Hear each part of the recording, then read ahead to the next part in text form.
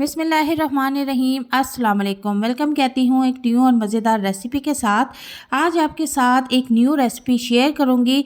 वैसे तो आपने आलू अंडे बहुत खाए होंगे, लेकिन इस रेसिपी के साथ आलू अंडे एक बार बनाकर खाएं, इसका टेस्ट आप सारी उम्र नहीं भूल पाएंगी। ये इतना मज़ेदार सालन बनता है कि आप चिकन मटन को छोड़ देंगे और इसको बनाना शुरू हो जाएंगे।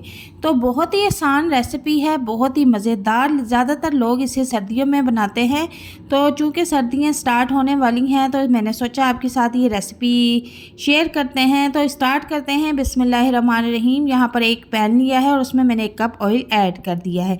ऑयल को हमने नॉर्मल सा गर्म कर लेना है और इसके बाद 2 अदद दरमियाने साइज़ के मैंने प्याज बारीक बिल्कुल चॉप करके रख लिए हैं। मैंने इनका पेस्ट नहीं बनाया, बहुत बारीक कटिंग करके हमने ऑयल में ऐड कर देना है और प्याज को सोते होने तक हमने पकाना है। इसके बाद मैंने इसमें 1 चम्मच लहसुन पेस्ट ऐड कर देना है। अदरक ऐड नहीं करना, जस्ट लहसुन पेस्ट हमने इसमें 1 चम्मच ऐड कर देना है। इसके बाद मैंने इसमें 2 अदद दरमियाने साइज़ के टमाटर लिए थे, उनका मैंने पेस्ट बना लिया था। उस पेस्ट को हमने इसमें ऐड कर देना है और इसको खूब अच्छी तरह से हमने भूनना है।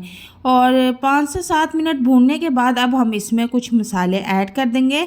तो आधी चम्मच सुरख मिर्च, आधी चम्मच साबुत धनिया और आधी चम्मच हल्दी और नमक टेस्ट के मुताबिक मैंने इसमें ऐड कर दिया है। आप अपने टेस्ट के मुताबिक मिर्च मसाला इसमें ऐड कर सकते हैं। इसको अब हम खूब अच्छी तरह से भूनेंगे। हल्का सा पानी का छींटा लगाते रहना है ताकि आपका मसाला अच्छी तरह से फ्राई हो जाए। अब इसके बाद मैं इसमें आधा किलो आलू ऐड कर दूंगी, बिल्कुल बारीक कटिंग किए हुए हैं। और आलूओं को कटिंग करने के बाद मैंने इनको अच्छी तरह से धो लिया था। और आधा किलो आलू अंडे की रेसिपी आपके साथ मैं शेयर कर रही हूँ। तो इसको हमने अच्छी तरह से फ्राई करना है मसाले में। तो आप देख सकते हैं कि आलू हमारे अच्छी तरह से नरम हो चुके हैं।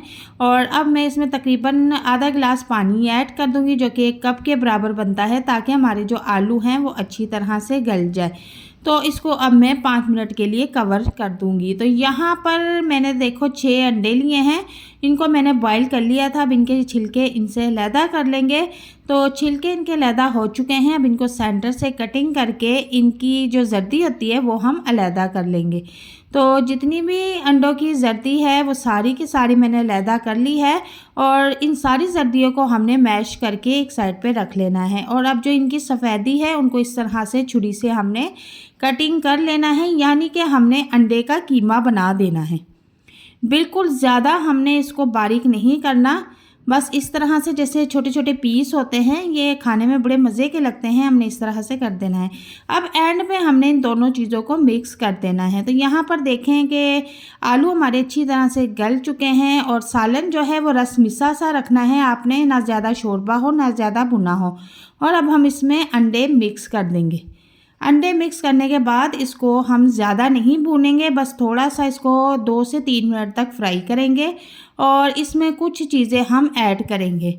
ये सालन थोड़ा सा रस्मी सा पकता है और कुछ इसमें हरी मिर्चें भी ऐड कर देंगे और इसके बाद हम इसको अच्छी तरह से फिर भूनेंगे। और इसके बाद मैं 2 चुटकी गरम मसाला की इसमें ऐड कर दूंगी। आप चाहे तो ये ऑप्शन स्किप कर दें। और इसके बाद मैं इसमें आधी चम्मच मेथी हाथों पे मसल के इसके ऊपर स्प्रिंकल कर दूंगी। इसके बाद मैं इसमें हरा धनिया भी छिड़क दूंगी, क्योंकि सालन हमारा तकरीबन रेडी है। और जैसा कि सर्दियों का मौसम है तो अदरक का ये छोटा सा टुकड़ा है, मैं इसके बिल्कुल छोटे छोटे पीस लंबाई में करके इसमें ऐड कर दूंगी और इसको कवर कर दूंगी। तकरीबन 1 मिनट बाद मैंने कवर हटाया है। तो माशाल्लाह से हमारा मज़ेदार सालन रेडी है और आप इसको अच्छी तरह से मिक्स कर लें। वो ज़रा सा अदरक का टुकड़ा जो मैंने इसमें ऐड करवाया है, आप एक बार इस तरह करके देखिएगा, उसका इतना ज़बरदस्त टेस्ट इसमें आएगा कि गोश्त के सालन को मात दे देगा।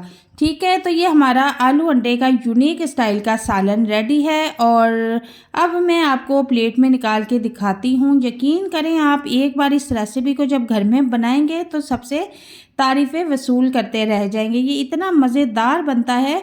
पुराने तरीके का आलू अंडे का सालन छोड़ें और न्यू स्टाइल से ये रेसिपी ट्राई करें। ये बहुत मज़े का सालन बनता है। आपने मुझे कमेंट बॉक्स में लाज़मी बताना है कि आपको मेरी ये रेसिपी कैसी लगी। और अगर मेरे चैनल पर नए हैं तो काइंडली मेरे चैनल को सब्सक्राइब कर दें, बेल आइकन को प्रेस कर दें। और नेक्स्ट वीडियो में कौन सी रेसिपी देखना चाहते हैं मुझे कमेंट बॉक्स में मेंशन कर दें। तो मिलते हैं नेक्स्ट वीडियो में एक नई और मज़ेदार रेसिपी के साथ। तब तक के लिए इजाज़त चाहती हूँ। अल्लाह हाफिज़।